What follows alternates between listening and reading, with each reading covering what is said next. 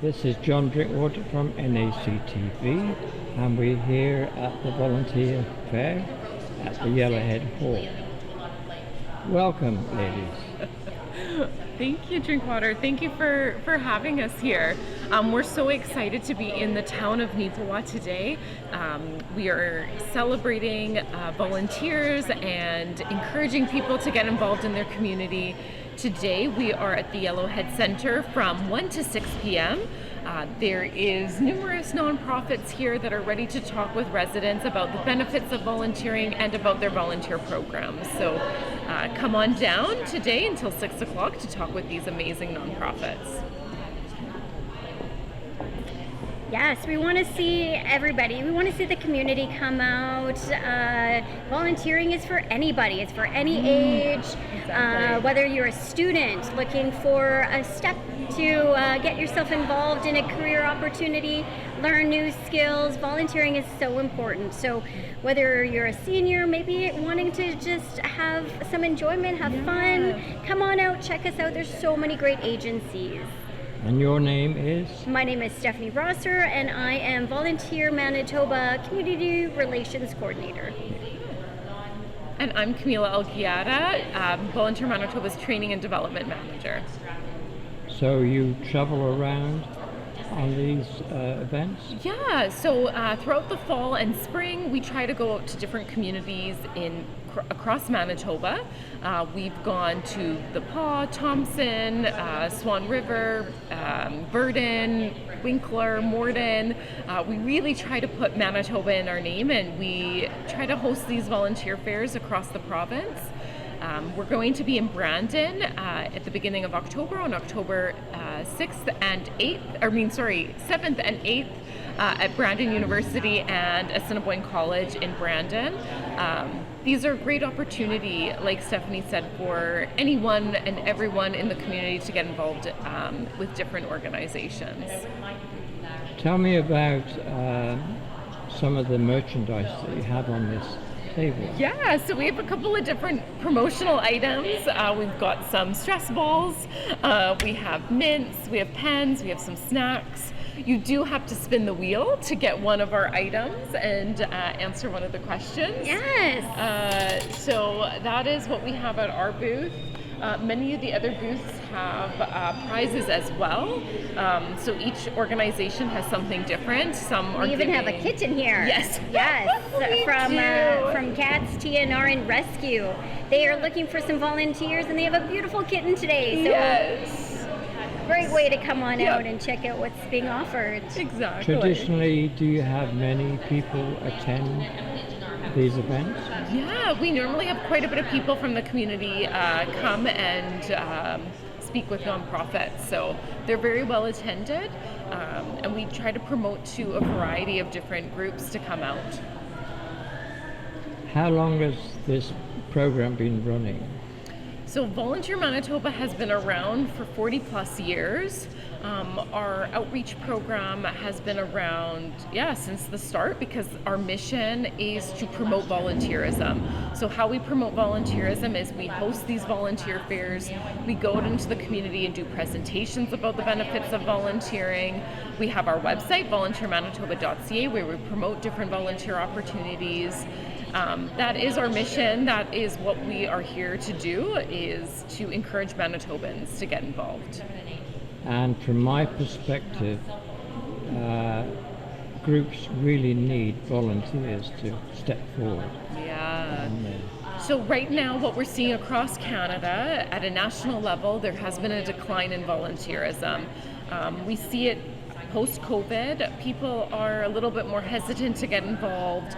People are really mindful of work-life balance, and just like when you stop a habit, like going to the gym every day, and now all of a sudden you have to go back into it, it's hard to get back into that habit. And so at a national level, our, I would call sister organization, parent organization, Volunteer Canada, has taken on the task of putting together a national action strategy on how to address the lack of volunteerism that we're seeing right now. Now, this is based primarily in the province of Manitoba? Yeah, so our work is solely focused on Manitoba. However, Volunteer Canada has a national scope, and so they're working and partnering with volunteer centres from across Canada to see what's happening. Why aren't people getting involved? What are the challenges nonprofits are seeing by seeing the lack in volunteerism? And they're going to put together a strategy to address that. Okay. Is it true to say that the younger generation sometimes are hesitant to volunteer? Actually, it's quite different. It's the stats show that it's a younger population that is doing the most volunteering, Yeah. and I think Camilla, you have some stats on that. Exactly. Yeah. So youth are actually the age demographic that volunteers the most. However, they volunteer different than previous generations. So previous generations really believed in legacy volunteering. So they would choose an organization and stay there for 20 plus years. The new generation, or what we call millennials and younger, so Generation Z, they're very active in their community, but they might only volunteer at one place for a year.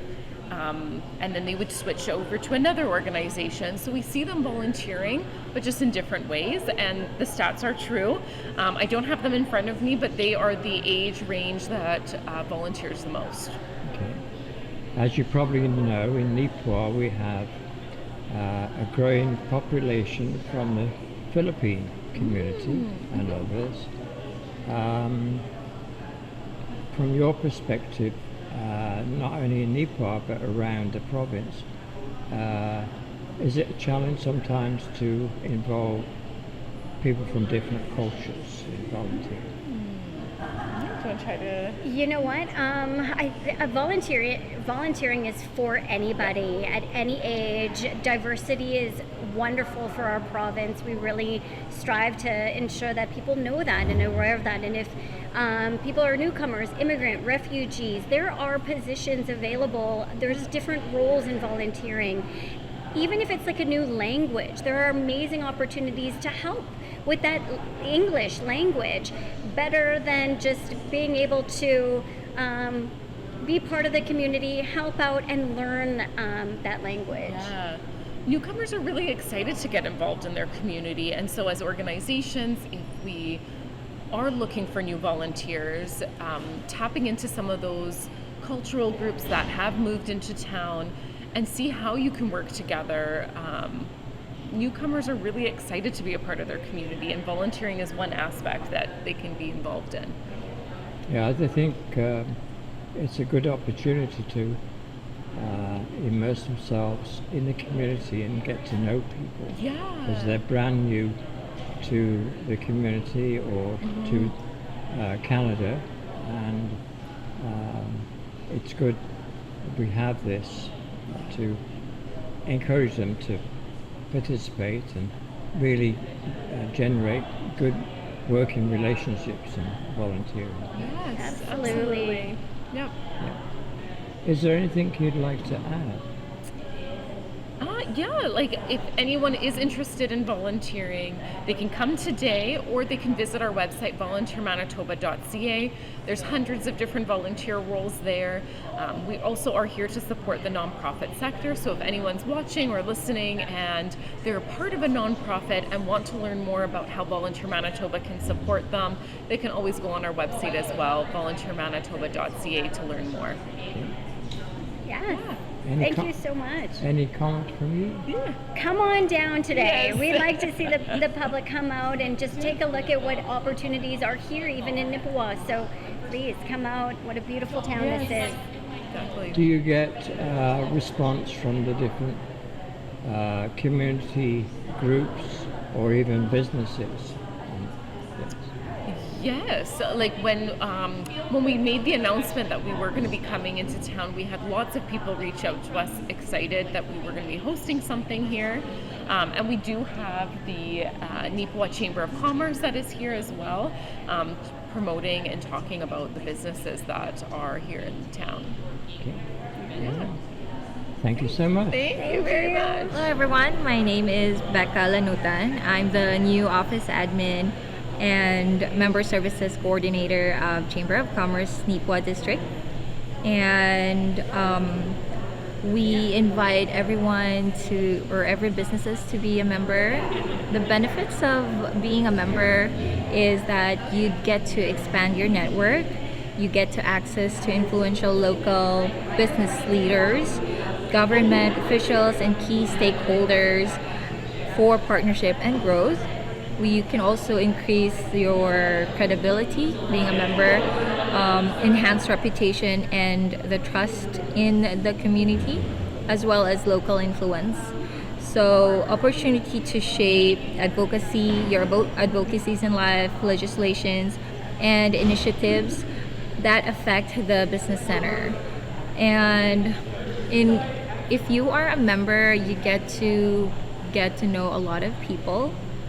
We have a monthly event called Morning Coffee Mixers, where local business owners or representatives meet and get to know each other. At the same time, there are discussions or topics that will be held on that day.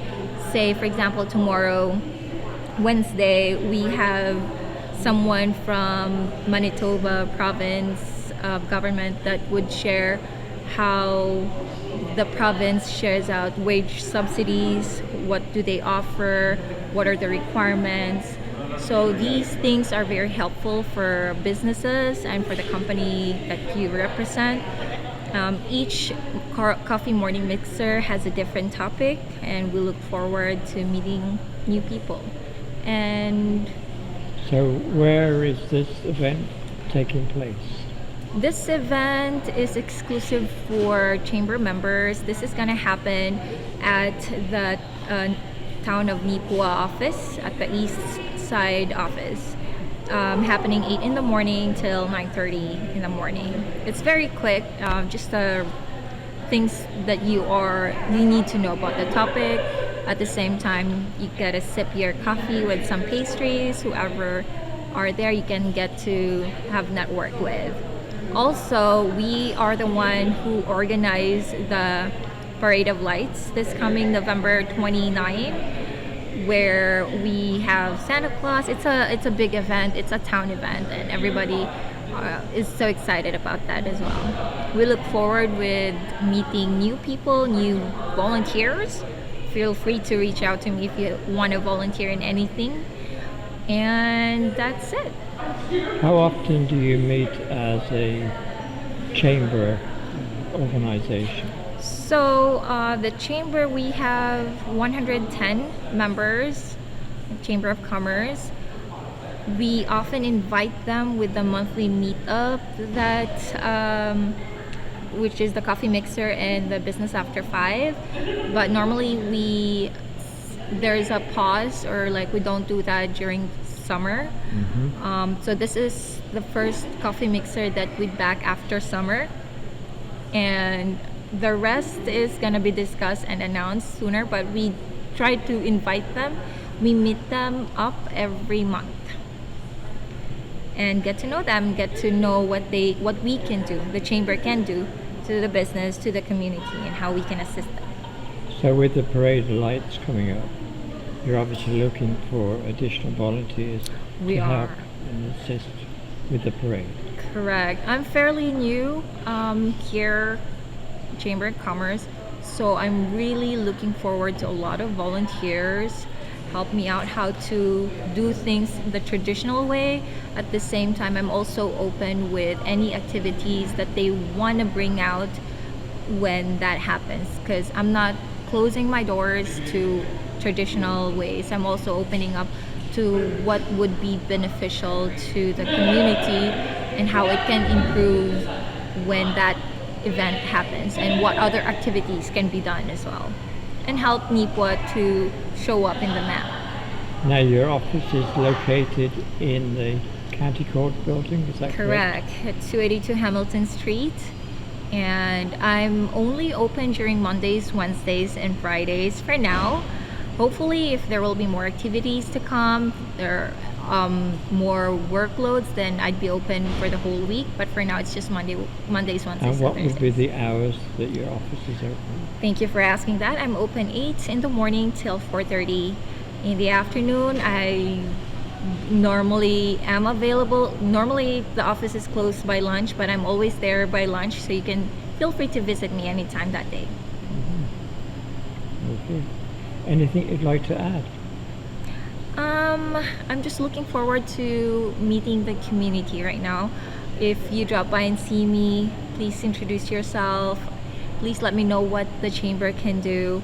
If you want to be a member, please feel free to reach out to me. I'd be more than happy to help out. And if it'll be more happier, better if we both, my side and your side, can openly talk about the things that we can do. It's really important for me to know what are the things that I can do to you. And if it is something that has not been done in the past and you feel that the chamber may have missed to hear out your side, I'd be more than happy to open and hear what are your thoughts and let me know what I can help. I'll be more than open to help you out with that. Okay. Thank you, Becca. So this is John Drinkwater from NACTV, and we're here at the Yellowhead Centre at the Volunteer Fair, and we're talking with Pam Brown. So Pam, what is your role in Neepawa tourism? My role in tourism is chair, and we have a board of, I think there's maybe 9 members around the table. We have, about 9 people around the table that all work together for tourism. Now, do they range from younger generation and say people more mature, perhaps retired? Yeah, I think we have a good mix on our board. We have a few younger members that have like young kids. We also have some that are retired, and some of us that are maybe approaching that age. I think that we kind of cover all areas, all age groups. Do you get involved in organising or helping promote parades or events, say, over the Christmas period? Yeah, like Chamber and tourism work really well together, and we help out where we can with the parade, with the fair in the summertime. I think that's a big role of tourism, is to be there to help other organizations when they're promoting the town. So, do you have a number of youth that would be interested in volunteering? I think we're probably like a lot of other organizations or boards where volunteers are always something we're looking for. Again, people of all ages. If youth were interested in, helping out, volunteering with us, that would be amazing. Anyone at all, that would be amazing, so that then we can also help and promote the other things going on in town. So sadly we come to the end of summer, moving into winter, so there's a number of winter activities planned for the area. Yeah, and tourism, helps out with the parade and any other activities that are going on that promote for people to come to Neepawa. We want to be involved with. We want to help with. It's a growing community. It is. Do you have participation from the newer members in the community? Yep. I think everybody wants to help Neepawa grow. Everybody wants people to come and visit here. It doesn't matter what background you have, where you're from. Just promoting the town is something that we're all interested in. Because I think when you're volunteering, you get to know more people and feel more comfortable and welcomed into the area. Yeah. And we had a woman that stopped by here today.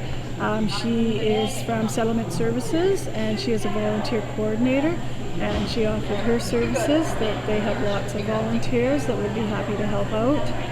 So that was nice to hear. Now, how often do you meet? We meet once a month.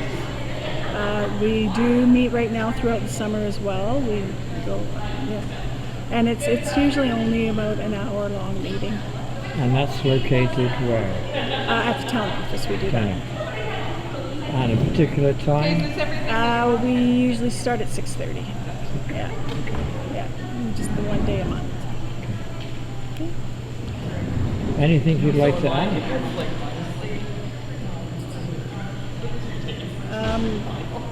Yeah, I just think that Neepawa is like you said, it's a community that is growing, and there's lots of room for tourism. Yeah, I think Neepawa is amazing. And we have here some leaflets promoting Neepawa as a We actually have in these leaflets there some of the things that tourism has helped be a part of, or some of the attractions around Neepawa.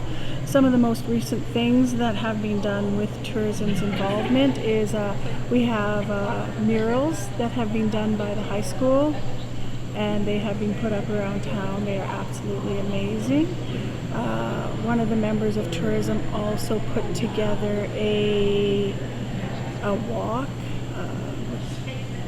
a video walk that you can go to heritage sites in the community and use a QR code, and it will give you the history of those sites. Other things. I must say personally that these murals are spectacular. They are. And you know what? And they've all been done by high school students and their teacher. It's just amazing. And you know what? I think a great sense of pride in Neepawa from those pictures. Well, thank you, Pam, for all that you do, and people on the board, and hopefully generate more volunteers of all ages and embrace this growing community of Neepawa. This is John Drinkwater from NACTV, and we're here at the Yellowhead Centre, and we have before us. My name is Marcia Forg, and I'm a volunteer coordinator for Prairie Mountain Health. My job consists of recruiting volunteers, on-board registration, scheduling, and assisting. I have 36 sites, including the Neepawa Health Centre and Country Meadows, as well as do some work for community in Neepawa, such as Yellowhead Manor, vaccine clinics, anything healthcare related. So you have a pretty full responsibility there. Yeah. Keeps me busy. So for Neepawa, for the Country Meadows personal care home, a lot of volunteers have different roles. Could be a friend visitor, come and be a regular friend, visit with a resident, play a game of cards, have a cup of coffee. Some residents don't have a lot of family nearby, so it definitely benefits socialization, as well as the recreation program has a full calendar of different programs. So it might look like helping a resident play bingo, again, cards, special events, handy van outings, anything just to assist the residents so they can get everything from recreation. Yellowhead Manor has a recreation program now on second floor for the assisted living clients, and so that would look a lot like Country Meadows. Be a friend, help with recreation. The Neepawa Health Centre is a growing volunteer program, which will even grow bigger once our new hospital is open. So they're, again, visiting with patients. Their days could be long, especially if they're waiting placement. Might be looking at visiting with them, helping hand out their meal trays. just taking that little extra time, filling their ice water, getting a warm blanket, things like that, as well as handing out the newspaper. How long have you been involved in Prairie Mountain Health? So I started this regional position, it was 2 years in April, so almost 2.5 years. Before that, I was in the recreation department at Country Meadows and did some volunteer work too there. So yeah, been around for quite a while. But yeah, so in this role also, we're always trying to expand, enhance the quality of life of our residents or the patient experience. Teen volunteer programs. We're very fortunate Neepawa has one. Many communities didn't, so I've been building that. So on Friday for this week, I will be at NACI starting the program here for the new school year. So teen volunteering, I think, is very important. Give back to your community, learn those skills, good experience for future healthcare workers or good on their resumes. But yeah, teach the value of volunteering. Musicians is a big thing, to bring in music. We have musicians at the care home and the hospital, but of course always looking for more. Mm-hmm. Yeah, what else? Do you get a lot of response from the youth? I do. Yeah. Last year, I have a lot of communities, but there was 3,040 hours logged in the school year and throughout the health region, which I think is huge. It went up 1,000 hours from my first year, so I got a goal to get it up to 4 this year. Students can benefit if they volunteer 110 hours between the grades 9 and 12. They can get a full credit through the high school. So yeah, that's always another incentive. Again, good on their university applications when that happens. Another thing I try to do, I assist towns with, is maybe it's bringing in the younger school grades with the classroom, with the teacher, and promoting it really young and having intergenerational programs. Excellent. So, yeah, it's always busy. So we'll break there, Okay. and we'll get you to talk about the display here. We have this wonderful display. Yeah, so this is our display for Prairie Mountain Health with different opportunities in Neepawa. It might be a little bit repetitive what I've already said, but we have the Neepawa Health Centre. There's opportunities to volunteer there. I like to try to promote the benefits, you know, for patients that get these volunteers, their emotional support and companionship. It improves their patient experience while they're in the hospital. Get that extra personal care and attention. It can be a distraction from their illness. And encouragement and motivation. So we have volunteers at the hospital, as well as we have a palliative care volunteer program in our community, which is run by Mary Ellen Clark. It's an amazing program that does a lot for our community. So that's always an option for people that are interested.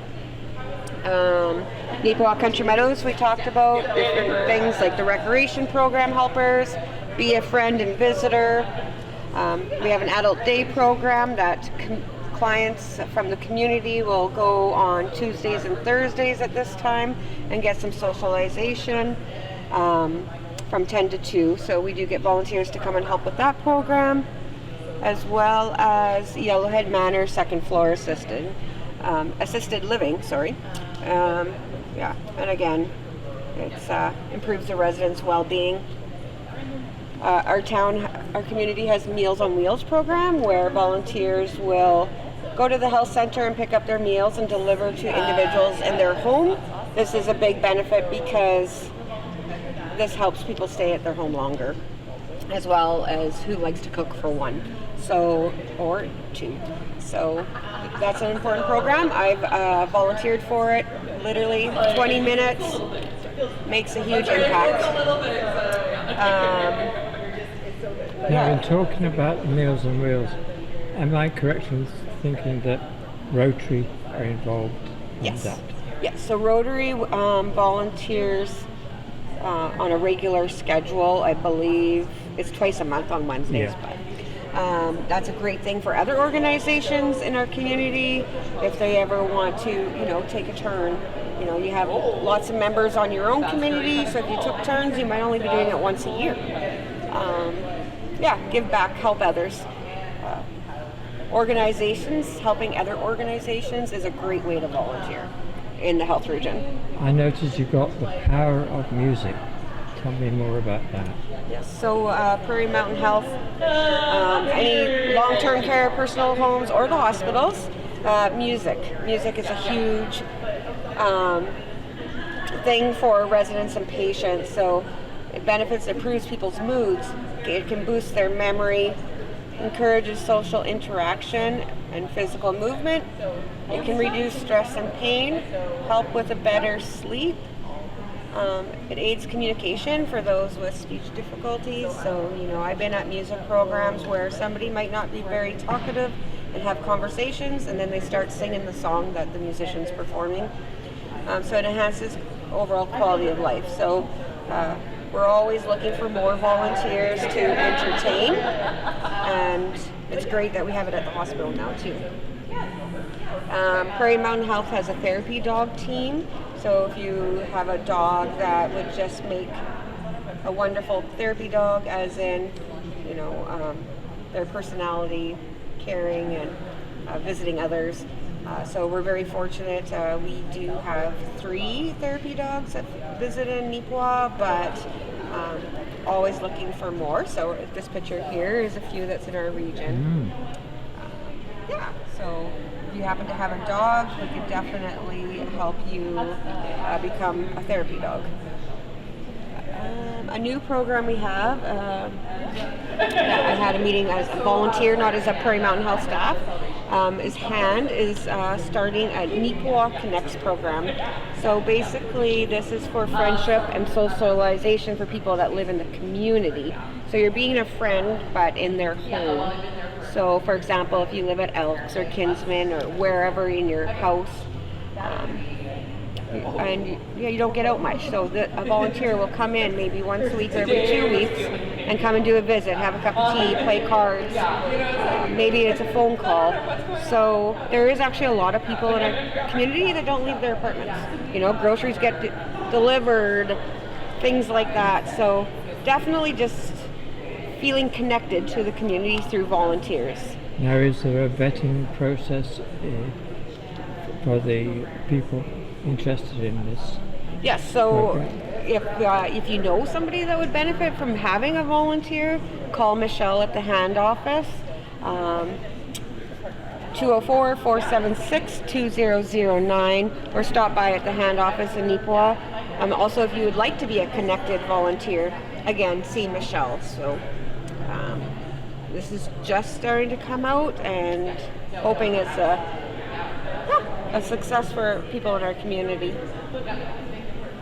We know how much it helps our community members, our residents, our patients to have a volunteer, but sometimes we forget how we benefit as being a volunteer. So being a volunteer yourself, you might meet new people, new friends, you're making a difference, which makes you feel good.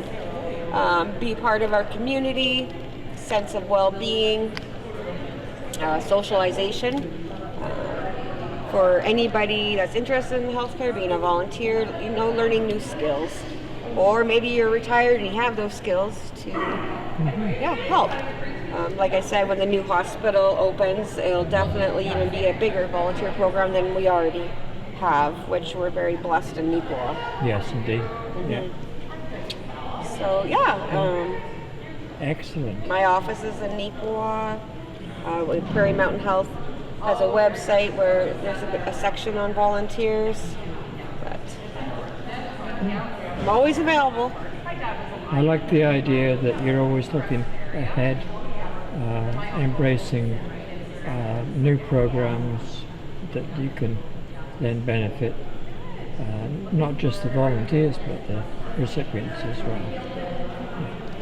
Volunteers are a very big part of a health team. They're part of the healthcare team. We can't do healthcare without the volunteers, and to grow is just making it better for anybody, including ourselves when we might be in the health facilities. For sure. And the fact that you talked about mature people that perhaps retired but have opportunities to share what they've learned with others, and particularly the youth in the rising generation that they will benefit from. I have volunteers in my other towns, like one travels a lot, and so he actually comes and brings all his pictures and does a presentation like on different countries. Yeah, like anything, like we're not all just about bingo, right? We can learn. Volunteers bring new ideas, new programs, and it's like when you go to the Brandon Hospital, when you walk in, there's like an ambassador at the door to help, like where you have to go. So that is something that will be launched in Neepawa. We're going to have a bigger facility. Where do I go to the lab? So volunteers are going to be a big part, like always, in our community. Excellent. All right. Thank you. Thank you. This is John Drinkwater from NACTV, and we're here at the Big Brothers and Big Sisters booth. So we're talking to... My name's Ashley Tarrant, and I'm the Executive Director of Big Brothers Big Sisters of Westman. Tell me a little bit about Big Brothers and Sisters. Okay. So Big Brothers Big Sisters of Westman was incorporated in 1972. We service the Westman area, so that is the American border to Riding Mountain National Park and the Saskatchewan border to Carberry, Manitoba. So it is quite a large area that we cover. We are based out of Brandon, and our vision is that every youth reaches their full potential, and we try and accomplish that by making lifelong mentorship connections to help them navigate the world and just have the best future possible. So what sort of programs are available? So we have multiple different programs. Some are ongoing, some kind of shift around from time to time depending on our mentor and mentee availability. So we have our traditional one-to-one mentorship, which is where we take an adult mentor from the community and we pair them with a youth mentee. It's a very rigorous process because obviously we want this to be a good lifelong partnership. So there's a criminal record check, a child abuse registry check, and a vulnerable sector check that's required from the mentor. And then we do an interview. We get to know the mentor as a person, what their interests are, what they're looking to get out of it, the mentorship. And then we do the same with the youth, what they're interested in, what they want to get out of it. And we try and make partnerships based off of similar interests. Again, it's not trying to put two people together and hope it sticks. There's a lot of research that goes into it and making sure that these are good, solid partnerships. So that's our traditional mentorship. Then we have our mini bunch or our group mentorship programs. So for those youth that maybe aren't interested in the traditional mentorship, or they would benefit more from a social group, or they are waiting for a traditional mentor, but they're on, we don't have one yet. We host what we call mini bunches. So we've just done a couple this summer that were STEM based to try and get youth interested in STEM, science, technology, engineering and math. And so we try and have those kind of things. Potential mentors will be there to see if we can make matches, but also those youth that are on the wait list. It's an opportunity for them to come together, do some fun activities, and have some social interactions. And then we also have our in-school mentorship program. So it is similar to the one-to-one mentorship, but this one's a little bit different in that it's run through the school. So we have a partnership with Brandon School Division currently, and we're looking into some other schools as well, where it could be an adult from the community, or it could be a high school student that will come and spend time with a middle school student, play some games, do some art, just spend some time with them and create that quality connection in the school environment. So it's a little bit different, but it still gives that same interaction that is best for the youth. So those are kind of our main programs that we have running currently. Yeah. How do you approach choosing a mentor? So when we're looking at a mentor, number one, they have to go through the screening process, make sure, because again, youth safety is top priority for us. And when we're looking at choosing a mentor for a mentee, we're taking a very holistic approach to it. So we're taking into consideration life experiences, life situations, interests, hobbies, and again, what they're looking to get out of this mentorship match.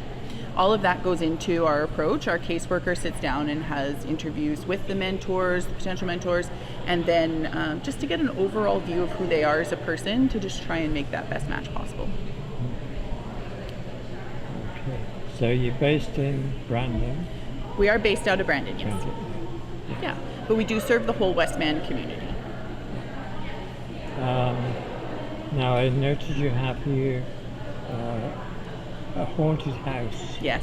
This is one of the activities This is one of our largest fundraisers of the year. So it's our annual haunted house. This year we're very lucky that Livingston Landscaping has partnered with us to allow us to use their greenhouse again. So lucky to have a community partner like them. We do this every year in October. This year it's running from the 22nd to the 30th. We do not have it on Sundays and Mondays, but the 22nd to the 30th is the rough dates, from 6 p.m. till 10 p.m. And what month is this? In October. Sorry, apologies.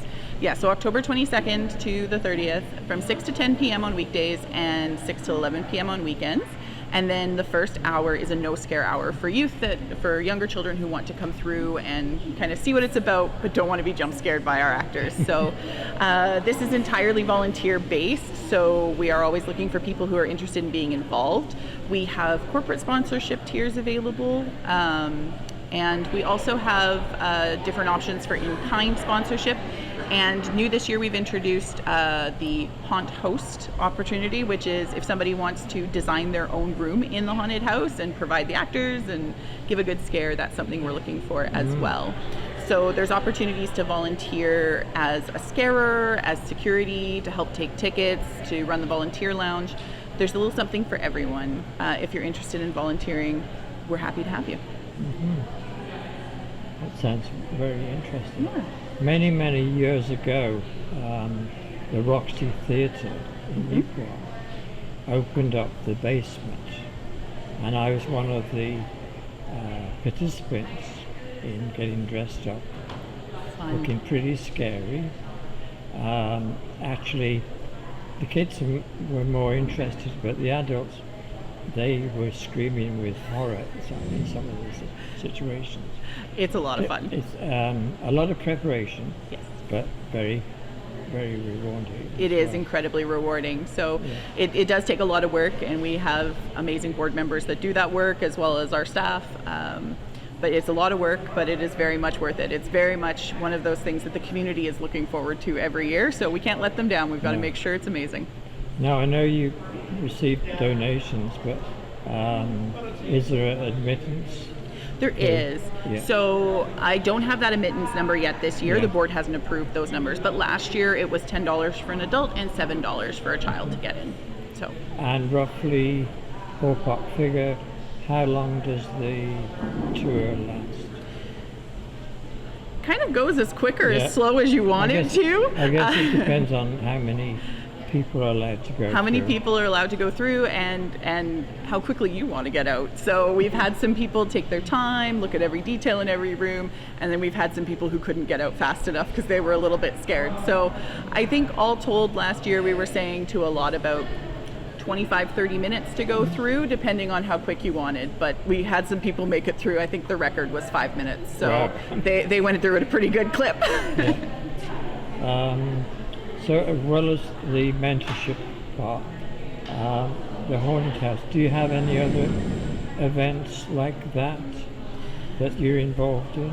So currently we don't have any that have been approved by the board, Okay. but we do look at multiple fundraising opportunities throughout the year. So we did attend some community fairs this year to spread the word, and I know that the board's working on a couple of really fun ideas to do them throughout the year. That's not 100% true. We also do a toy drive at Christmas time. Oh. So we have a Christmas tree at the Shoppers Mall, and we put the names of our mentees from the program on the tree, and people can pick a name and donate some Christmas presents for them. So we do that as well. Yeah. Very good. Excellent. Yeah. Anything you'd like to add? It's a good question. I think you're obviously looking ahead on getting mentors, yes, and also matching them up with the youth, for instance. Yeah. So currently we have 39 children on the wait list for a mentor. So we are obviously looking for mentors and volunteers at any time. It's one of those things we rely very heavily on volunteers. And I think it's important for people to know, one of the most important things for me in this role is the youth are our future, and so we need to invest in them, and whether that's in money, but for me it's about time. You can invest all the money in the world in kids, but if you don't spend the time with them and help them grow and reach their full potential, the future's not as bright as it could be. So I think one of our hashtags is bigger together, and I really firmly believe that while money is great, and we do need to invest money in our youth, we need to invest the time. Yes. And we need to invest that personal connection with youth so that they can grow and reach their full potential. Thank you for your time. No, thank you. Really appreciate it. So again, your name is Lorna. Lorna Hislop. And I'm the first Vice District Governor for the District of 5M13 Lions, and I live in Minnedosa. Okay.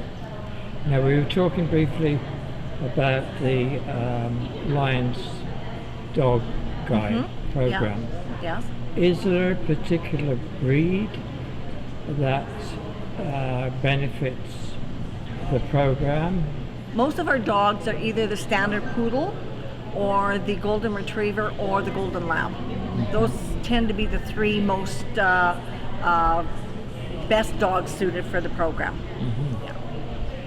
Do you know roughly how long that particular part of the Lions organization has been in operation? Oh, they celebrated the 40th year, the 40th anniversary here this past year. So the foundation has been going for a lot of years, and we've helped a lot of people over those years. Now, as you can probably tell, I came originally from England. Yes. And for a number of years, the company I used to work with were involved in guide dogs for the blind. Yeah. And we used to do a collection every year, and it ended up at the end of 2 or 3 years that there would be a big celebration, and a dog was brought on stage and presented to a recipient. Oh, wonderful. And that was a good fitting end to our fundraising Lots on of work, that. yes. So as a previous dog owner, I'm fully supportive of this particular. It is a wonderful program, and it's supported by Lions right across Canada over there. It costs us $35,000 to train one dog. Yeah. And like we have our own breeding school, we have our own. Once they're bred there, then we foster them. We have people who foster the dogs till they're 2, and then they come in and do a training program, and then they're matched up with a recipient. So, and it's all done through Lions. Most recipients it doesn't cost them anything for their dogs at all. Yeah. It's a wonderful program, one we're very proud of. And I noticed just the photograph on the front of the leaflet that the dog itself has got particular insignia on. Yep, they all have a working harness. They have a vest that indicates that they are working, that they are a dog guide, so that the dogs often know that as soon as the harness goes on, with that vest goes on, they are in working mode. And when they get home with their families and those comes off, then they're just like a pet that you and I would have. They're very much just a family dog. But they, like I said, when they put their vests on, they know they're going to work, and away they go. I know from covering various parades in the community that there's a lot of interest in the vehicle or the truck or the parade display as they participate on behalf of the Lions. It's very the way it's decorated provides a lot of interest. Yeah. Lions is very important to a community. I mean, our main purpose and our main mission in life is basically serve. Whatever there is a need in the community, there's a lion that's there to help. And the need is very versatile. It could be anything from helping out a senior, maybe mowing their grass, to as big as trying to build playgrounds and hospital clinics. Minnedosa recently, in the last, I think it was just before COVID, our Lions Club over there was able to get grants and was able to get our clinic in Minnedosa up and running. So wherever there's a need, there's a lion. So it's as much as whatever that need could be, and it's so diverse. So we talked about the sad closing of the Lions in Neepawa. Right. So where would be the nearest Lions organization? The nearest one is in Minnedosa, Okay. which is just down 16 Highway, and then the next one would be Plumas. It's got a Lions Club in there, and then we go down the highway towards Portage and that. But our district, 5M13 district, covers all of Manitoba with the exception of Winnipeg and just east of Winnipeg. Yeah. That goes into another district. So we're quite, like 5M13 is quite a large district within our multiple. How long have you been involved? I've been 15 years with Lions. Yeah, it was. I was just telling another individual that I was kind of sort of dragged into Lions. I had done volunteering for a number of years and was going to take a break, and then I kind of got dragged to a meeting, and I've loved it ever since. Volunteering is very important to me, and Lions just fits my lifestyle, and I'm very grateful for what I get from Lions and what I've been able to give back to my community with Lions. Do you have a set schedule on a week basis or a month basis of meeting? Every club is different. Yeah. And Minnedosa meets twice a month. We meet the second and fourth Wednesdays every month. Some meeting just once a month. Some meet oftener than that, depending on what's going on within their club and what the activities they're doing. So club members decide and dictate as to how they want to run their club. We have a saying in there, it's your club, your way. So whatever the focus is of the individuals in that club, that's how they run their club. So some clubs focus on hunger, so they work often with food banks, with those types of situations, maybe school programs, for breakfast programs, that kind of thing. And another club maybe just focus on just the environment. They want to work outside, so they're working on walking paths or planting trees or planting flowers in the community. So it's whatever the passion of their members, that's where that club does their focus on their programs. What would be the average attendance, say, in Minnedosa? Minnedosa has 31 members, Wow. and oftentimes we have as many, anywhere between 15 and 20 that attend meetings on a regular basis. We're very fortunate over there. We have very dedicated and committed members. And in Minnedosa, where are you located? We meet in the 50 plus activity center on the Wednesdays. It's the second and fourth Wednesday of every month. And at what time? At 7 o'clock. 7 o'clock. Yes, yeah. Anything you'd like to add? We just hope that, Neepawa did have their club. And because of the members kind of aged out and they put in their time, they've given so much to Neepawa. We're really hoping that maybe within the next year we'll be able to revive the club again, try and get some new interest in here. Because I think that Neepawa misses out by not having a club here to be able to serve its community. So we really, really hope that we can get it up and rebuilt again and revived again. Well, Lorna, thank you so much. for You're your time. welcome. This is John Drinkwater from NACTV, and we're with Lorna Hislop. Okay, welcome, Lorna. Thank you. And you represent the Lions. That's right. Yep. Okay. So before we go into the main interview, perhaps you could talk us through this wonderful display here of merchandise and leaflets. Yeah, this is just kind of a quick overview of what Lions is all about. We're trying to just generate some interest here and hopefully get some more interest within Neepawa. We lost our club here this past year, so we think that volunteers and volunteering and giving back to your community is really an important thing. So that's why we're here today. So one of our main things and one of our big goal is service. So Lions is service. That's our main mission and our main purpose on there. We're very much involved in our communities. We are a very diverse organization. Anybody from all walks of life, right from ages 8, we can start with cubs and go right up to 108 if they choose to. So a very diverse organization. We like to have fun. We build on friendships, and we learn and we grow and we share. One of the things that our Lions clubs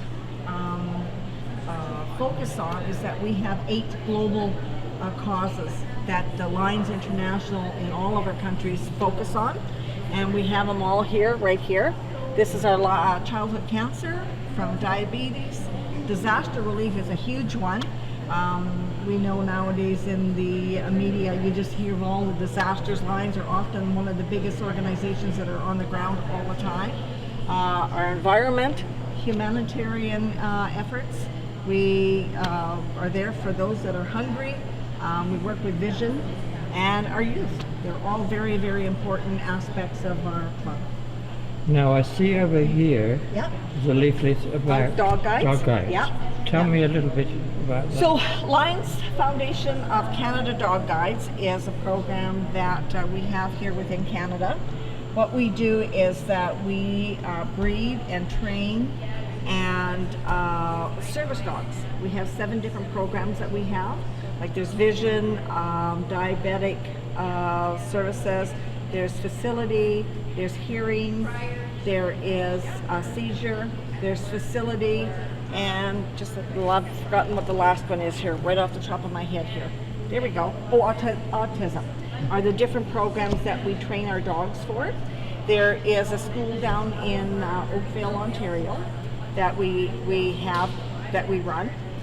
It costs $35,000 for one dog to be trained over the years. And when they go to a family, it's all done free of charge to the family. We breed our dogs, we train our dogs, and then when we have an applicant that has been successful in getting a dog, we bring them and their family down to Oakville.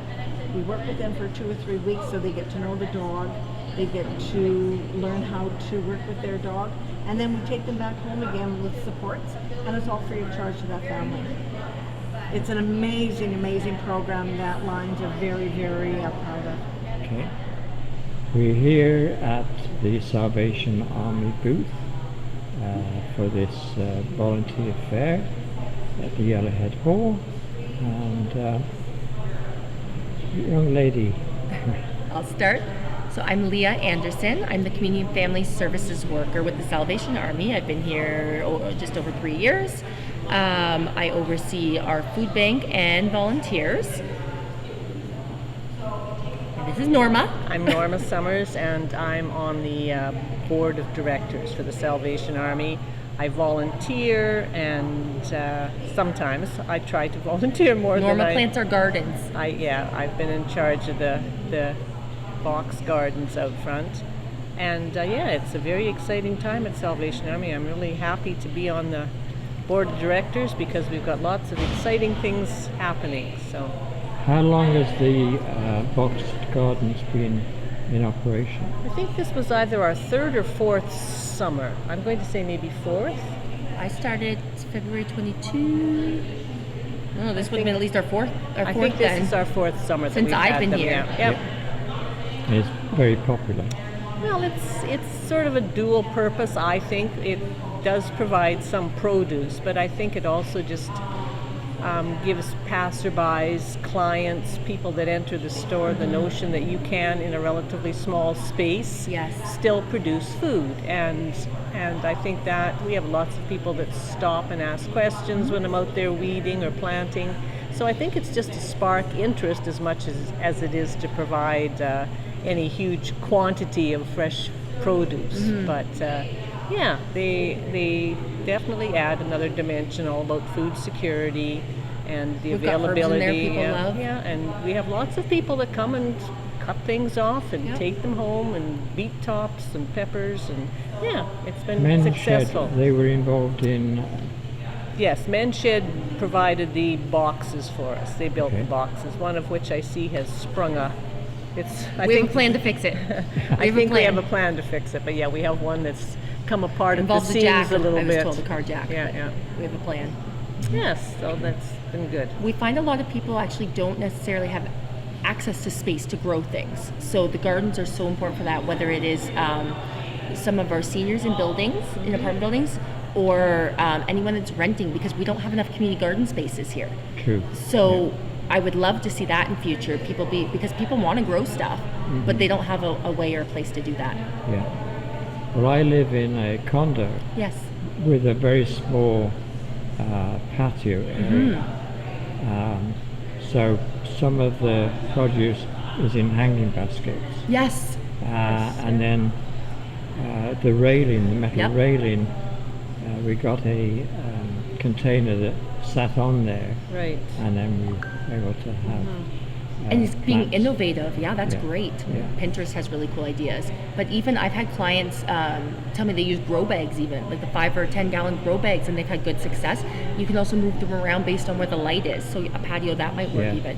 Yeah, the very first time when we moved, there was a potato grow bag. Yeah. And that was very successful. What was that thing called that they used to grow the strawberries or the tomatoes upside down, topsy-turvy or something? But it sounds like your hanging baskets, right? Yeah. Yes. It just sparks that little bit of interest in the public for growing your own food in a small area. Yeah. That lemon basil smells so good. That's my favorite. You have to find the lemon basil and smell the lemon basil in those boxes. So how long has the Salvation Army been available in Neepawa, do you know? I believe it started, I don't want to quote this wrong, but I think late 1800s when the church originally started. It used to be a church presence in the community. And then was it the late 90s when the food bank and thrift store? That's when the church left. I know, and I just started, I started volunteering then at the Christmas hamper. Amanda time. will know for sure. I'm going to get the year wrong. I don't know. I honestly don't know how long it's been in town for a long time. Amanda's been at least 13 years with the Salvation Army, and Diana close to 18 years, and food banks run all that time. Yeah. So it's been a long time in our community. I believe it is since mid to late 90s possibly, for thrift store and food bank, and we've grown so much from there. So when I came on in February of 22, we had just gone from our community ministries director. Well, we had our thrift store and store staff. We had just our community ministries director on the community services side, to needing then to bring me on as an additional staff. Now we're at the point we essentially need 2 community and family services worker to manage food bank and programming as we move into our expansion this fall. Yeah, So it's within exciting. the store, you have clothing donated, books, Household items, all furniture. sorts of household items. games, DVDs. Yes, just about anything that you are looking to get rid of out of your own Yeah. home, And we I can think I accept. remember glassware and Yes. Yep. china. Yeah, Definitely. Talking to Amanda the other week when they had this fundraiser at Stride Credit Yes. Union, she was saying there was a increased demand in the area for the food. Oh, Yes. Yeah, I think has been felt all across Canada. Like that's been pretty much national news. I think that the need for support for food has really increased, and it has here locally. I as still well. find groceries, increasing. The cereal I was buying for $5 is up over $7. Yeah, food and is expensive. I know, Yeah. I've got 3 kids. If you're raising children, they eat a lot. We also ran our summer snack program in the summer, and that was to help when your kids are home and then they're eating a gazillion snacks a day, to help offset that for clients as well. But we have noticed, yes, I think July was actually one of our highest months with number of families we serve. We also have a satellite food bank in McCreary. Yeah, we just I heard started that. Yeah. Yes. How's that working out? It's really well. So I finally got that up and running in spring of this year, and we average about 12 families or households a month out of there, which is 20 to 30 people maybe, just in McCreary that we're serving. And lack of transportation was a barrier, and the distance to get to us. And we were their closest food bank. And then there's that magic line with the snow in the winter with the weather up there. So this makes it so much more convenient Yeah. and easily accessible for people that were coming to Neepawa when they could to access Or couldn't even the food access bank, us. or couldn't access us. And we haven't even really looked or evolved into going beyond right in the town of McCreary. Like, there's lots of, sort of circles around the area that, again, are still struggling Yeah. to find support. I have clients so, in, we serve Kelwood, Riding Mountain, Glenella, Plymouth. We have we have lots of outlines. Arden, our Brookdale, our rural communities too, right? And transportation, I would say, is one of the biggest barriers for people. Yes, yeah. With the food bank, is there a list of items that is more popular, Like most needed? or restricted, for instance? Restricted, in terms of that I don't give out as much of, or what we're low in the food bank? I'm thinking, of course, you've got to look at the dates on some of these Yes, products. yeah. and that. Yes. But is it like tinned items, or does it vary?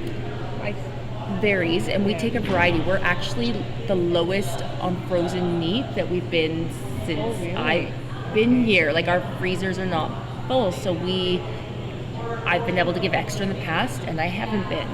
So a lot of our food comes from our local food rescues. Produce we greatly appreciate. So when people have, people will call me, do I want cucumbers? Yes, because if I can't get them out through the food bank, I am putting them in our free community fridge and bins, and they're being shared to the community. I'm sharing with daycare, congregate meals. Yeah, we do a lot. They're getting used. So yes, we want your produce. We appreciate that greatly. We are low on even ramen noodles, though that's rare. Pasta It quite sauce. varies, doesn't it? But before the food drives. I know Yeah. Amanda, we usually make a list up, and it does vary. It just Yes. really depends on how people donate foods. But it does definitely vary as to what we need at any particular one time. Yeah, but those basics I find I'm definitely needing Yes, right now lately. we do. Yeah. We do also post, or I try to put up on our Facebook page, a needs list regularly, so people can always see items that we're low on or most needed. And hygiene items, Yes, yeah. shampoo, Deodorant, toothpaste, yeah. diapers, we take pet food, all of that, but toiletries, sometimes people forget that we need that stuff as well. True, yeah. As you know, Neepawa area is an influx of Filipino people and others. Yeah. Do you get people that donate from that group of people? We get a variety of donations that come from a variety of individuals and Yeah. organizations. So we get donations we've had donations right from High Life, or we've had donations right from our local churches. We've had donations right from different community groups as well as from individuals. So yes, we do. I had a Filipino man hand me a big box of romaine lettuce this summer. Right? So actually I find our Filipinos are very very resourceful with growing various produce as well. I've had some great conversations with some of our volunteers and clients of what they grow and how they grow it, what their garden setups are. So no, I would say we're getting a good donations from a variety of people and groups. Now, within Rotary, they have this Meals on Wheels program. Is that does that work hand in hand with Salvation Army for the food bank? I have not had contact. I don't think I have a contact with them at the moment, but if they reached out to us, we do share food with community groups. We do share with congregant meals, I know, especially And the- daycare and the schools. The schools with their breakfast programs and so on. If we have an abundance of bread products and things like that. We always have bread and then buns. We always see if there's a need for them. And Potatoes, I sent extra potatoes out. We had a skid full of potatoes come from Samaritan House, and then I was just sorting through all those when Amanda told me, by the way, there's a farmer bringing you a pickup truck full of potatoes, and I just like deer in the headlight look. I'm like, okay, I will find a home for them all, and I do. Yeah. But we shared with some of those community groups, which was great. And so yeah, Meals on Wheels. If we just need a contact, I just need to know who the contact person is to call to offer. when we have extras, it's good to be able to have Well, groups. Rain is this year's president. Is it Rain? But I know that Brian Headley is one of the main Okay. people, Yep. contacts that do the Meals on Wheels. Yeah, so if they even just reach out, like that'd be just conversation with either Amanda or I to make that connection Yeah. point. Definitely. Anything you'd like to add? You're obviously always looking for volunteers. We are, because we're expanding. We're hoping to be in our new space soon, and we will have more roles that we need to fill. Tell me a bit about this expansion. So our expansion, we have you'll enter in through the doors on Mountain Avenue where the pet store was, and that's where you will find community services separate from the thrift store, which I love because it gives more privacy, confidentiality for clients accessing services than having to come through the thrift store. So food bank and warehouse will be over there. We'll have a teaching kitchen, we'll have some office space as well as program space, which gives us the opportunity to run more programming, whether it is drop-in style programming to facilitate community, whether it is, we also hope to be able to host various service providers or like we've had mental health or addictions come out and do presentations, but being able to continue to build those community partnerships there as well. So I'll need reception volunteers, people to help greet clients and visitors and answer phones and provide information. We need volunteers in the food bank. We desperately need driver volunteers.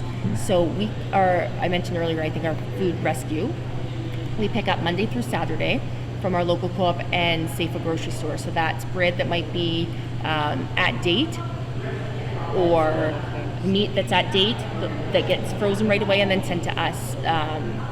So we get that food, but we need someone to be able to use our van to pick it up and bring it back to the food bank. It's about an hour to an hour and a half probably to do that. And I'm looking at someone to just take a day once a week, ideally. Yeah, there's lots of, as you can see by the pamphlets on the table or the application forms, lots of positions, from helping out in the back to sorting items that come in for donation, helping to put them out on the shelves, serving clients while they're shopping. There are a lot of different positions that we can use extra help with. Always. Enormous, completely right, because our thrift store is what funds us. Yeah. And it takes many of us to do that. We are working on building up an emergency and disaster services team as well. We do emergency and disaster response primarily in food service and emotional and spiritual care. So we hope to be able to offer training once we have some people interested in that. And Christmas is always coming. Yes, and that's a big Says the push. girl who does the kettles. Yeah, the kettle. So ringing the bell and collecting funds so that we can run our Christmas program, it takes so many people and so many hours to do that. And everybody just taking a 1 or 2 hour shift. I make my husband take the kids for shifts. My youngest volunteer is 3. Cute, if right? you can ring a bell and say hello and thank you, you're good to go. Now you mentioned about emergency. Yeah. Do you get involved in emergency preparedness? That's giving advice on for families or individuals to have a certain amount of produce or preparation in case of a storm or evacuation or anything like that. I believe we may have shared some information via Facebook from our EDS services on when it was Emergency Preparedness Week. tips on how to have, like, if it's your 72-hour kind of emergency kit, things like that. I didn't think ahead to make sure you have medication for you and the family that you may need, or prescriptions, right? Yes. And pet food and leashes. I learned a lot during emergency week. So there is information resources that can be shared there. In terms of if we would offer specific like workshops and training and things there, that may depend on the interest and capabilities of our team at the time. First, we've got to build a team, which is the stage we're at. We're just sort of now, starting off in that. Like in the past, we provided help with food. We provide food and clothing and household items in emergency situations. Yep. In the community. Amanda has her training. I'm going to get it wrong again, the name, but basically something command control I don't center. know, but it's just She can it's direct just a and control step. the emergency command center. There you go. That's basically the gist of it. All right. So yeah, it's a busy place and a very vital place for the community. So anybody that can help out, we would certainly welcome them in any way. Even students, the Hope Group, sometimes I get students from our high school students that will come an hour after school, and we're happy to have them help in the thrift store or food bank as well. Now, is there a particular time in the week where you're able to donate clothing or food? Is it restricted to a number of hours? No. Yes, actually. Okay. And there's a reason for this. So during our store operating hours, so Monday to Saturday between 10 and 6, because if you leave things outside of the store, if it gets rained on or snowed on and gets wet or moldy, we have to throw it out, which takes up room and cost in our dumpsters, and then it can't be used, right? Or people can steal it also, right? Like True. So we really encourage and ask that people not leave donations outside of hours when we're not there for those reasons. Right. And we That's have the on biggest thing. occasion had to shut donations down because we will simply be filled up and we need some more time to process and clear some floor space. So sometimes, unfortunately... I'm hoping that'll be better when food bank moves. Yes, I think once we get into our new space, we'll have more room. But unfortunately, there are some frustrated people who've come along with their bags of donations and seen our sign outside that says, sorry, not taking donations this week. Yeah. But that's sort of beyond our control until we get a bit more space. And if you we think of sometimes it- have to do that. If you think of it, that actually is because of people's generosity of so many donations that we've had to pause for a week Catch up. to catch up. And yes, people don't seem to realize, and we're happy to show you the back or give you a tour. When we've had to pause donations in the past, sometimes it's to make room to be able to sort food from our food drives or do Christmas because we're working with limited space. The new space will allow us to do this hopefully without shutting down. We should be a little bit Yeah. smoother in operation once we have that little bit of extra floor space as the whole. So And hopefully by the end of October, we for sure hopefully are up and running. That's what we we're praying for. We hope. Good. We have some things yet to come in and some things to be delivered and set up to do, but the hope is that certainly by Christmas we should be operating out of there. going. Yes. So, on behalf of NSGTV, it'd be nice if you could organise an open house or a formal opening of the expanded area. Thoughts Yes. are already there Yes. for that as well, Looking at for that, community for sure. open Yeah. house, yes. Yeah. We're very proud of the new space. And we've had a lot of support. Like this community has been very supportive of the Salvation Army, and we'd really like to show people what we have done with their support. So we definitely will be sitting down at one of our meetings and discussing how exactly to best, break the sod, so to speak, cut the ribbon, whatever you want to call it, for our new area. Absolutely, yeah. Yeah, because a lot of people will just look at it from the exterior. It isn't until you actually go in there Yes. Yeah. you get more of a picture of. Yeah. And the plan would be to be able to have a tour of it outside of service hours so that we, again, are protecting client confidentiality Yeah, and for sure. privacy pieces. Yeah. So Yes. yes, but you're right, being able to see the spaces and know how they operate, right? Yeah. One of the biggest ways people find us is word of mouth from friends and family. Yeah. So yeah, when you see the space and you hear what we have to, what we offer and what we do. Yeah, and we've had different community groups come through before, after hours, and they always go, wow, We just didn't know. We'd never been All in this is here. back here? We just, you do this and you do this. And They don't so realize our it food bank's is- in the thrift store. Like, they Yeah, don't realize we have. it is a real Yeah. eye-opener. Like, so it's an important feature for us to showcase what it is that we do, I think. Yeah. Yeah, I can remember a long time ago attending and taking photographs or video Yeah. Okay. and Yeah. being amazed at Yes.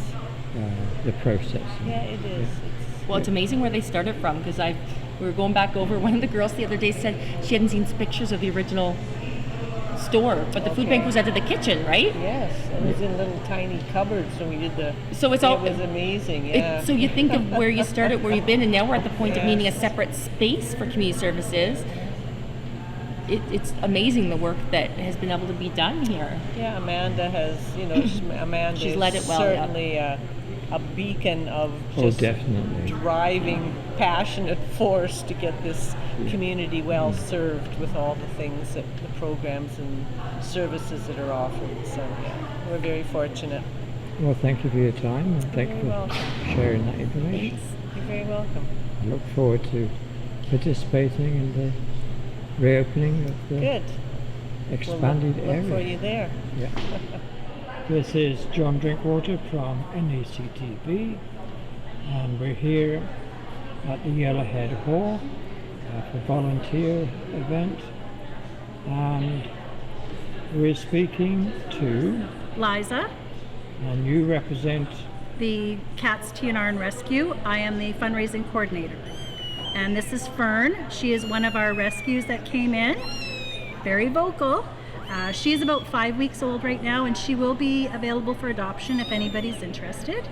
So we are here today at the Yellowhead Recreation Centre with the volunteer fair. We have our table all set up. If you have any questions about volunteering, we are here to answer them. The rescue's been going since 2013. Linda Desjardins started it, and I'm the new fundraising coordinator. And so I'm trying to promote all of the wonderful things that the rescue does for the town and all the kittens. And we're always looking for volunteers to help with the shelter, fostering, fundraising, all of our events. And so today we're just out here hoping that we'll have some traffic come through and hoping that the little kitty will help us. If you're interested in becoming a foster, you can contact the rescue at catstnrrescue.gmail.com. If not, there's a phone number we can give you. Yeah, we're always looking for volunteers. There's always something that needs to be done, and it only takes an hour of your time if you are interested. We also have board positions if you're interested.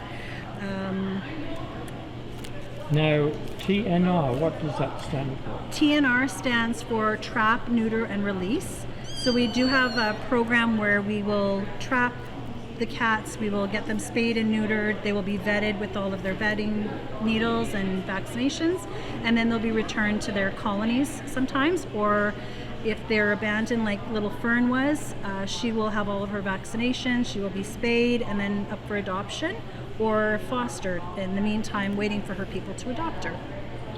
So obviously the veterinary specialists, do they get paid from donations or? So we are totally nonprofit registered charity, and the donations that we get and the fundraising that we do goes to help pay the vet bills for spays and neuters and cat food and cat litter. All of the volunteers are just here by love. We do not get paid for anything that we do. We just love to give our time for these little creatures. So with the cats, is it creatures that have been found to be in the community that? Yes, there's always abandoned cats around, or there's a mom that has kittens and somebody sees them in an abandoned house, or some of the time if somebody's passed away or their situation and they need fostering, we will take them in. But there's so much demand for it and there's so little fosters. So we're always looking for fosters to help us. We do have a shelter with a certain amount of cats in it right now, but again, space is always the issue. And donations are what fund us, and we appreciate everybody's support, from a can of cat food to litter boxes, toys, monetary, anything like that is always greatly appreciated. And time, people's time that volunteer to work at the shelter every day to do all of the care that is needed. We appreciate everybody's efforts. With the organisation, do you have many volunteers or staff that are available? We have on the board of directors, I believe there's 6 of us at the moment, but we're always looking for more. And volunteers, we do have quite a few for the rescue, but we're always in need of more. People need time off, or they go on vacation, or life just happens, right? So we're always looking for someone. Even if you have an hour of time once a week, that is helpful to us. We will find you something, or you tell us what you prefer to help with the rescue. Tell us a little bit about the fostering side of the So with fostering, you have an application form that you would fill out, and we would do our background checks. We just ask that you provide them a loving, caring home. We will provide the spays and neuters, the vaccinations, the food, and the cat litter. And you just need to provide a loving home for them that's safe until they find their adopters. Mm-hmm. And sometimes the foster homes become the adopters, and it's a happy story. Yes, I can see that. Yes. Yeah. Anything you'd like to add? I would just like to say thank you to Neepawa, Gladstone, Minnedosa, Brandon, Carberry, Swan, Clear Lake, and surrounding areas that support us through all of these years. Without you, we would not be here, and we greatly appreciate and we thank that. Thank you for that. And we're very, very thankful, and Fern is very thankful as well. It's a hard life for a kitty, and we try to do our best to provide love and shelter for them. And like I said, without everybody's donations and generosity, we would not be here. So thank you very much. Thank you. Go over there. Look, you're famous.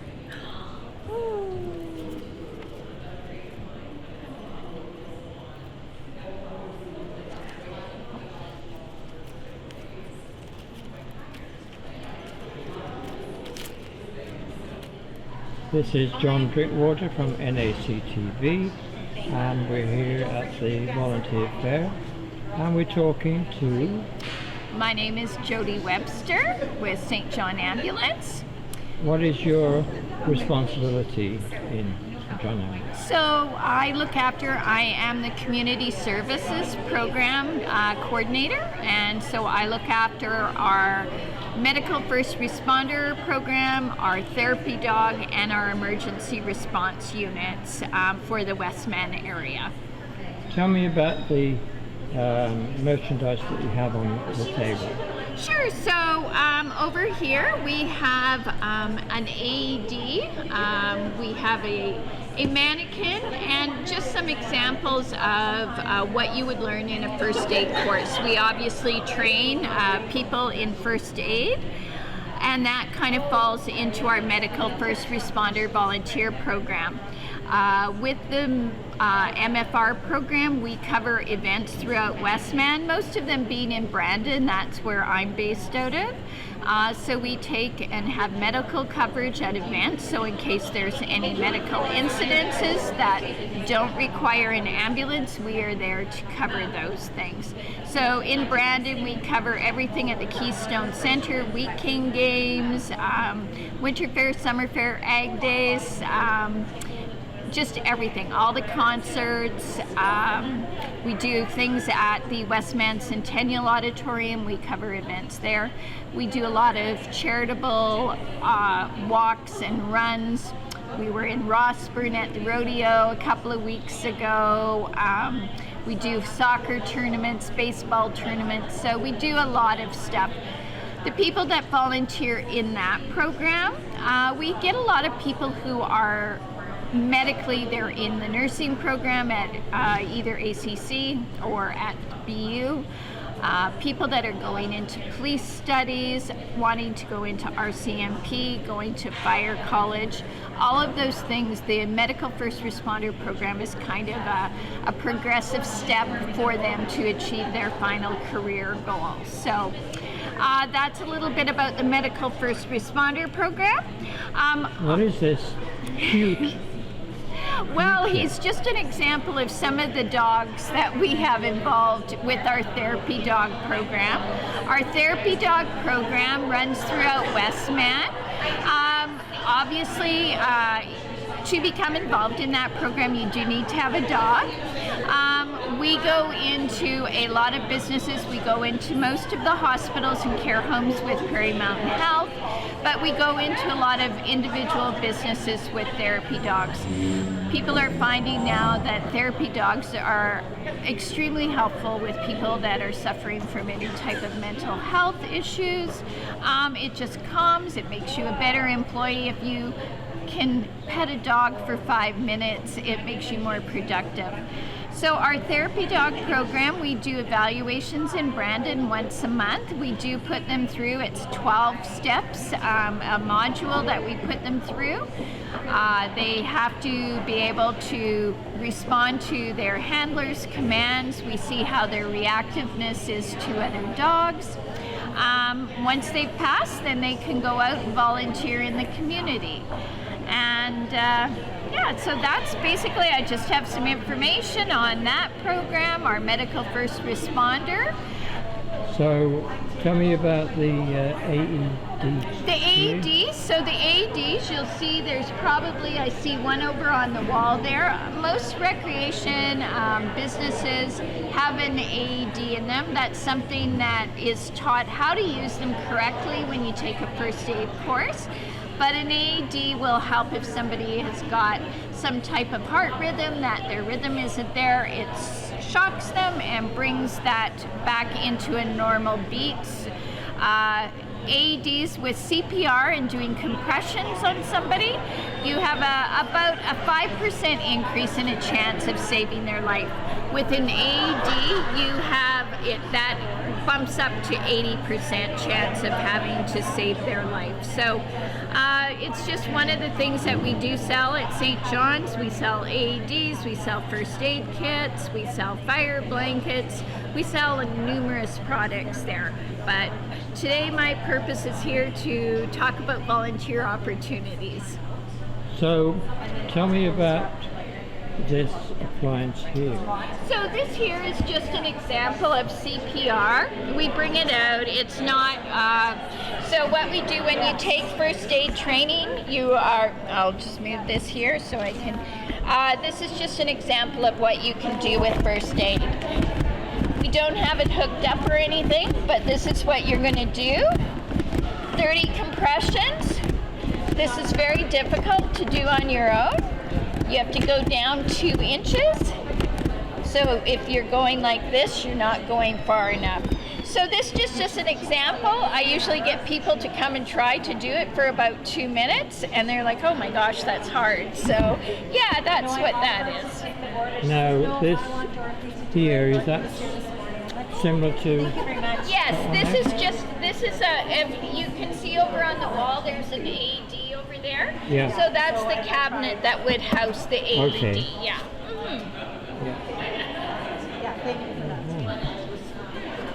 So that's gets its power from, you know. They're batteries. They're all battery operated. So the batteries that you purchase, depending on the different types of machines, some of the batteries are good for 3 years. Some of them are good for 4 years. So this one here is just, it doesn't have a battery in it because you would see the green light on here. We just bring it so that we can show you what it's like. So yeah, but they're all battery operated. Yeah.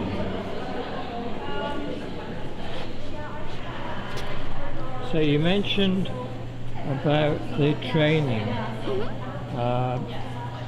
What sort of duration is that?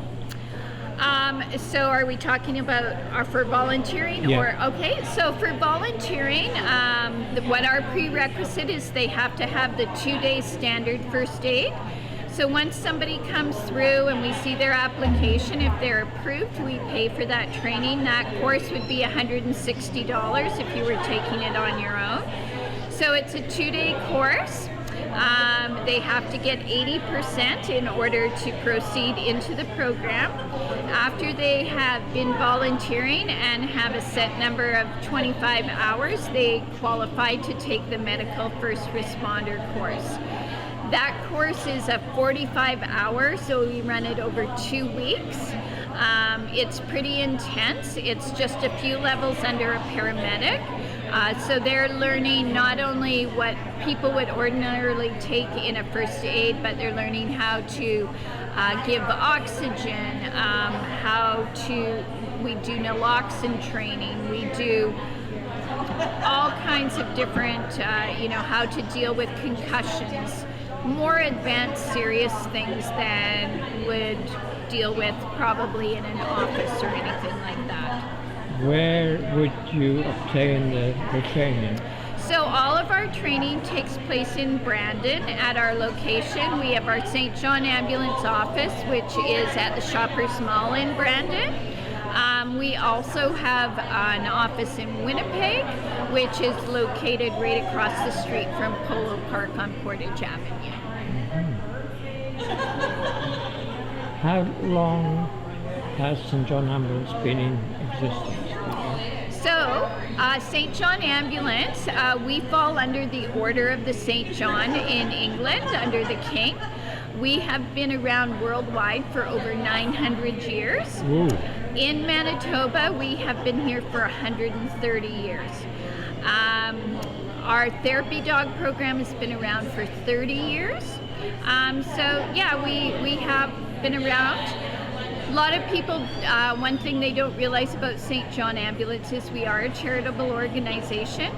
So when somebody comes to take a first aid course with us, money that is spent on your training there goes back into our community services program. So into all of our emergency response units. Over the summer, we had a lot of volunteers that were in Winnipeg at the evacuation sites from the wildfires, so we were looking after medical needs that arose there.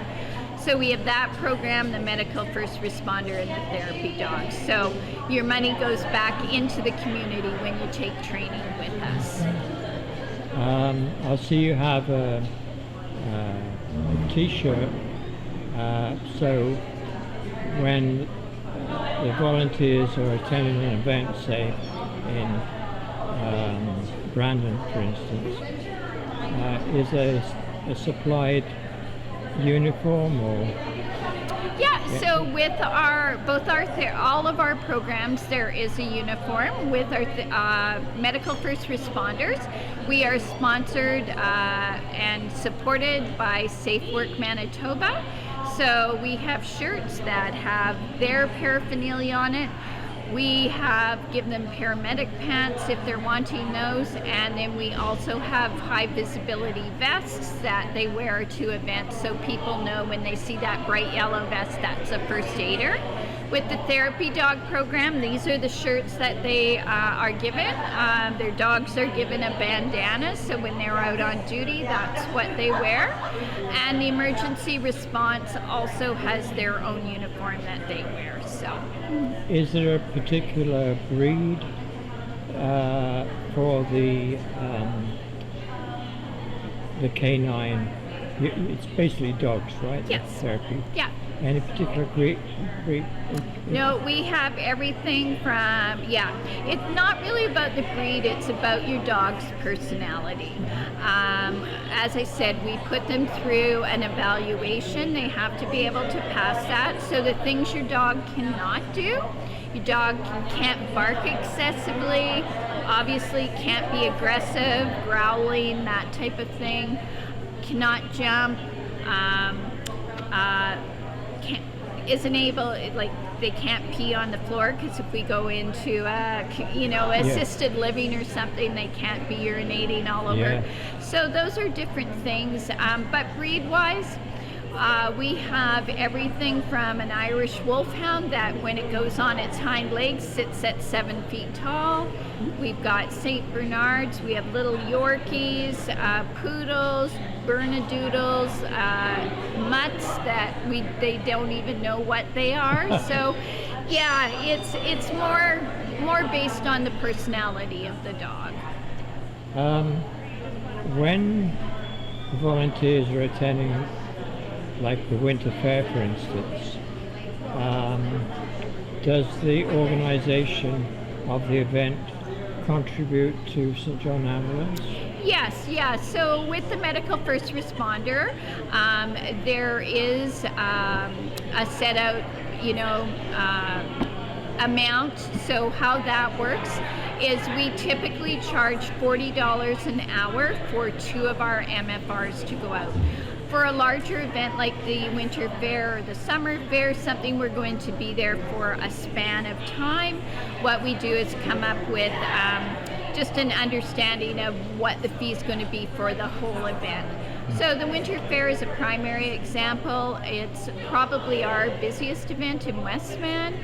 We're there for 6 days from 7:30 in the morning till 11 o'clock at night. We have to have 8 volunteers there every day for that duration. So last year we had a total of 99 volunteers at the Winter Fair.